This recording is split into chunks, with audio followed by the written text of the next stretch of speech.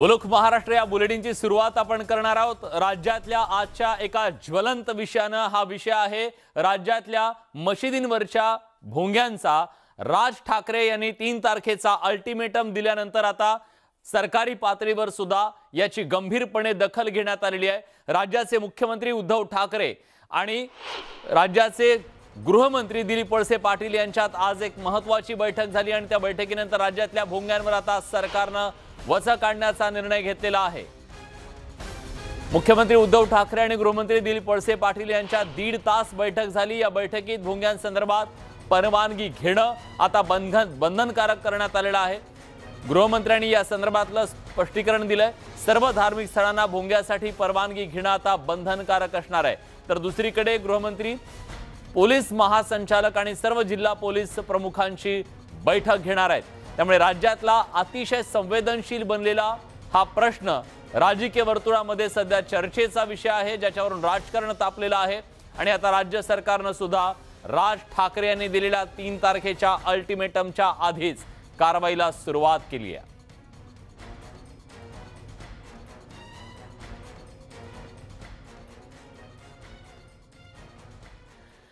राज्यातल्या भोंग्यांच्या मुद्द्यावरून सुरू झालेलं राजकारण हा आता टिपेला पोहोचतंय, कारण राज ठाकरे आपल्या भूमिकेवर ठाम आहेत। तर दुसऱ्या बाजूला त्यांच्यावरती टीका टिप्पणी होतीये। राज्याचे मुख्यमंत्री उद्धव ठाकरे आणि गृहमंत्री दिलीप वळसे पाटील यांच्यात आज झालेल्या बैठकीच्या नंतर या प्रश्नावर तोडगा काढण्यासाठी किंवा या संपूर्ण मुद्द्यावरती एक प्रकारे वाद होऊ नये, वाद टाळला जावा, याच्यासाठी सुद्धा प्रयत्नांची शर्थ सुरू झाली आहे। मशिदींवरती लागलेले भोंगे हे खाली उतरवावेच लागतील। मनसे अध्यक्ष राज ठाकरेंनी भोंग्याच्या मुद्द्यावरून आवाज चढवला। त्यानंतर त्यांनी पुण्यात जाऊन महाआरती केली। परिणामी इतर राजकीय पक्षांनाही हातात आरतीचं ताट घ्यावं लागलं। तर दुसरीकडे लाऊडस्पीकरच्या मुद्द्यावरून मुख्यमंत्री उद्धव ठाकरे आणि गृहमंत्री दिलीप वळसे पाटील यांच्यात महत्त्वाची चर्चा झाली। ठरवतील उद्याच्या 1-2 दिवसांमध्ये आणि याच्या संदर्भामध्ये संपूर्ण राज्यासाठी मुंबईसह एक नोटिफिकेशन त्याच्यामध्ये काढलं जाईल आणि त्याच्यातून गाईडलाईन सगळ्यांच्यासाठी प्रसारित केलं जातील। लाऊडस्पीकरच्या मुद्द्यावरून राज्यातली शांतता धोक्यात येऊ नये यासाठी पोलीस प्रशासनाकडून पावलं टाकली जात आहेत। सर्व धार्मिक स्थळांना लाऊडस्पीकरसाठी परवानगी आवश्यक असणार आहे। तसंच अजान सुरू असताना 100 मीटर अंतरावर लाऊडस्पीकर लावता येणार नाही, असं नाशिकच्या पोलीस आयुक्तांनी स्पष्ट केलंय। तर नागपूरच्या पोलीस आयुक्तांनी कारवाईचा सुद्धा इशारा दिलाय। 100 मीटर की दूरी जो मस्जिद की है उसके अंतर्गत कोई भी जो है वो कोई भी भजन या हनुमान चालीसा या दूसरे वाद्य बजा करके वहां पर सामाजिक जो धार्मिक टेढ़ है, जो सामाजिक प्रॉब्लम है, वो नहीं निर्माण कर सकते हैं, ऐसा आदेश जारी किया है। मी आपल्याला फक्त आज एवढेच म्हणणार की जे काही नियम आणि कायद्याची तरतूद आहे त्या अनुषंगाने कारवाई करण्यात येईल। नाशिकमध्ये मनसेच्या पदाधिकाऱ्यांनी त्यांची भूमिका बदलणार नसल्याचं सांगत हनुमान चालीसा लावणारच असं स्पष्ट केलंय।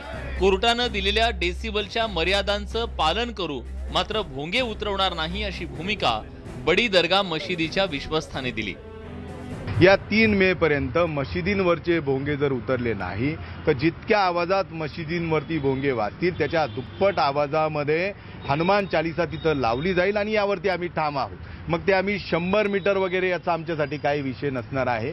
मस्जिदी समोर लावणार म्हणजे लावणार। उद्या आम्ही जाऊ आणि त्यांना देऊ की आम्ही सुप्रीम कोर्टाचे जे आदेश आहे त्याचं पालन करणार आहोत आणि आमची मशिदीचे जे भोंगे जे 65 डेसिबल जी मर्यादा ठेवलेली आहे त्याचे आतच आम्ही अजान देऊ।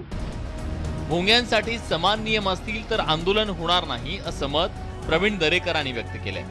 तर धार्मिक तेढ निर्माण करणाऱ्यांवर कारवाई झाली पाहिजे अशी भूमिका काँग्रेसचे प्रदेशाध्यक्ष नाना पटोलेंनी घेतली आहे। सरकारनंच राज्यस्तरीय धोरण म्हणून या गोष्टी करण्याची आवश्यकता आहे, नाहीतर त्या शहरात त्या जिल्ह्यात त्या ठिकाणी वाद निर्माण होईल आणि पुन्हा कायदा सुव्यवस्थेचा प्रश्न निर्माण होऊ शकतो। धार्मिक तेढ निर्माण करण्याचा प्रयत्न महाराष्ट्रातही झाला, पण महाराष्ट्राच्या सक्षम सरकारने हा तेढ निर्माण होऊ दिला नाही।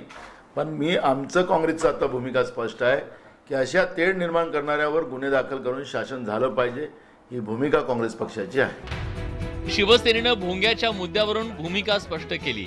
नियम सगळ्यांसाठी सारखे आहेत, त्यामुळे सगळ्यांनी कोर्टाच्या नियमांचं पालन करण्याचं आवाहन गुलाबराव पाटलांनी व्यक्त केलंय। जे नियम आहे ते नियम हिंदूंकरता की असो किंवा मुसलमानांकरता असो सगळ्यांनी पाळले पाहिजे। सर्वोच्च न्यायालयाचे निकाल येत आहेत, त्या पद्धतीने सगळ्यांनी वागलं पाहिजे आणि त्या पद्धतीनं वागणारा आपण सगळेजण आहोत। आवाजासाठी असलेली डेसिबलची मर्यादा पाळण्याच्या मुद्द्यावर एकमत होताना दिसू लागलंय। ही नक्की समाधानाची बाब आहे। त्यामुळे आता राजकीय आवाजावर विवेकाची मर्यादा आली तर हा वाद निवळेल यात शंका नाही। नाशिकहून लक्ष्मण घाटोळसह ब्युरो रिपोर्ट, न्यूज 18 लोकमत।